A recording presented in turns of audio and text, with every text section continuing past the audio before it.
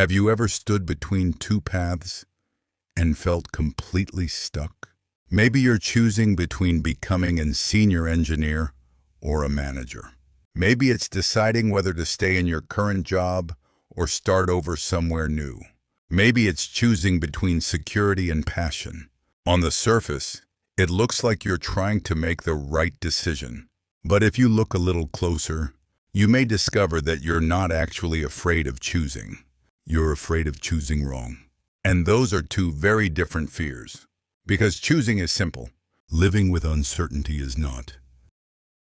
We often tell ourselves, I just need a little more time, a little more research, a little more advice. If I can gather enough information, eventually I'll know which path guarantees the best future. But think about that for a moment. What are we really asking for? We're asking life to promise us that if we make this choice, everything will work out. That we won't fail, that we won't regret it, that we won't waste years of our lives. But life has never made that promise. Not to you, not to anyone. Imagine two people. One chooses the technical path. Years later, they become exceptionally skilled, respected by their peers, and deeply fulfilled by solving difficult problems. Another chooses management. They discover that what gives them energy isn't writing code, but helping people grow, building teams, and creating something larger than themselves. Which one chose the right path? The answer is both of them. Or perhaps neither. Because the value of a path doesn't come from its title. It comes from the way we walk it. We often believe that there is one perfect road hidden somewhere in the future. If only we could find it, life would finally become easier. But what if that perfect road doesn't exist? What if there isn't one correct answer waiting to be discovered? Only a direction waiting to be lived? The problem isn't that you don't know enough. The problem is that you're trying to eliminate uncertainty. And uncertainty cannot be eliminated, only accepted. Think about every important decision you've ever made. Did you know exactly how it would turn out? Probably not. Yet somehow, your life kept moving. Some choices surprised you. Some disappointed you. Some opened doors you never expected to find. Life has a strange way of refusing to follow our plans. And maybe that's exactly why it teaches us. Now here's something interesting. When people ask, should I become an engineer or a manager? They're usually asking the wrong question. A more useful question might be, why do I want this path? Because two people can choose the exact same career for completely different reasons. One person wants prestige. Another wants to master a craft. From the outside, the choices look identical. Inside, they're worlds apart. Your reason shapes your experience far more than your title ever will. If you choose engineering because you genuinely enjoy learning, creating, and becoming excellent at your work, that path can become deeply meaningful. If you choose management because you want to help others succeed, build healthy teams, and make a positive impact, that path can also become deeply meaningful. The path itself isn't what creates fulfillment. The mind walking it does. This is why two people can have the same job, and one feels trapped, while the other feels grateful. So perhaps the real decision isn't which path is guaranteed to succeed. Perhaps it's, who do I want to become while walking this path? Because careers change, industries change, technology changes, even our interests change. But the way we meet those changes, that becomes our life. And maybe that's why we're so afraid. Not because we're standing at a crossroads, but because we're trying to predict a future that no one has ever been able to predict. What if I fail? What if I waste 5 years? What if I realize too late that I chose the wrong path? These questions feel terrifying because they all carry the same hidden assumption. That failure means you chose incorrectly. But is that really true? Think back to your own life.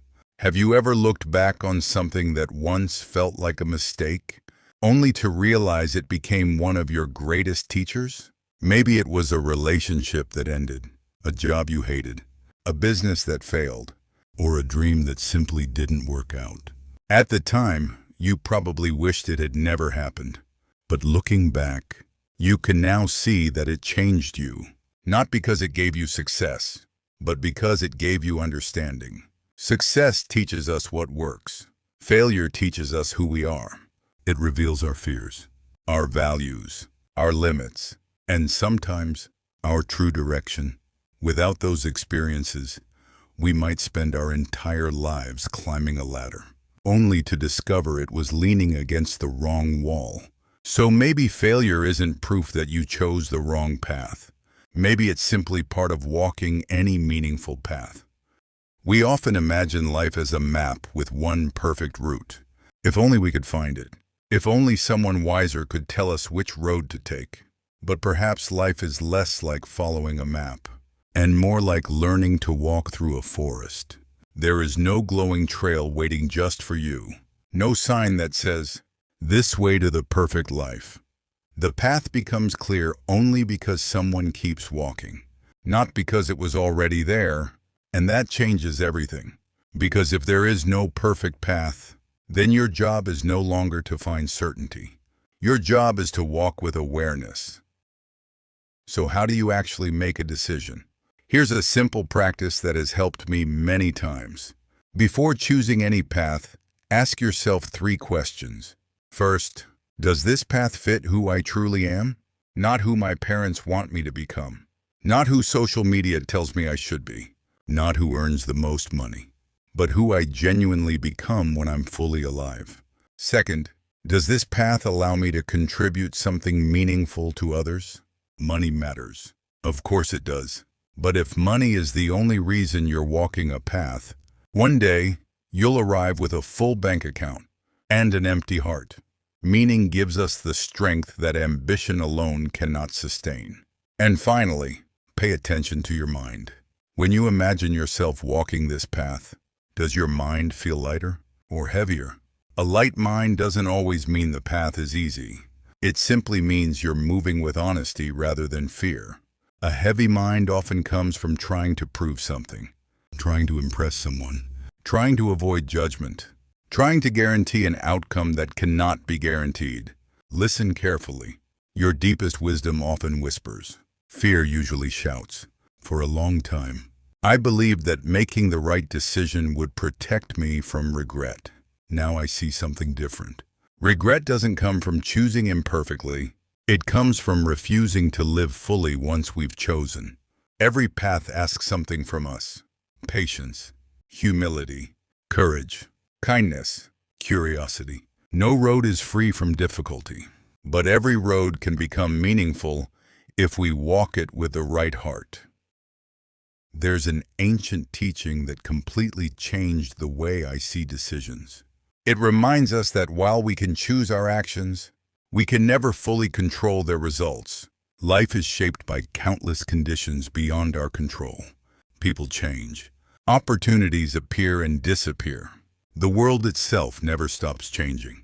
So waiting until you're absolutely certain is waiting for a moment that will never come. The wisdom is not to control the future. The wisdom is to meet the future with an open and steady mind. I learned this from the greatest teacher I've ever known, the Buddha. His teachings helped me realize that peace doesn't come from finding the perfect path. It comes from letting go of the need for certainty. So if you're standing at a crossroads today, choose carefully. But once you've chosen, walk wholeheartedly. Learn continuously. Adjust when needed, and don't punish yourself for being human, because there is no useless path. Only footsteps taken without awareness, and perhaps the most meaningful life isn't built by making perfect decisions. It's built by becoming a wiser person with every step you take. Thank you for spending these moments with me. Until next time, keep becoming less so you can truly become more.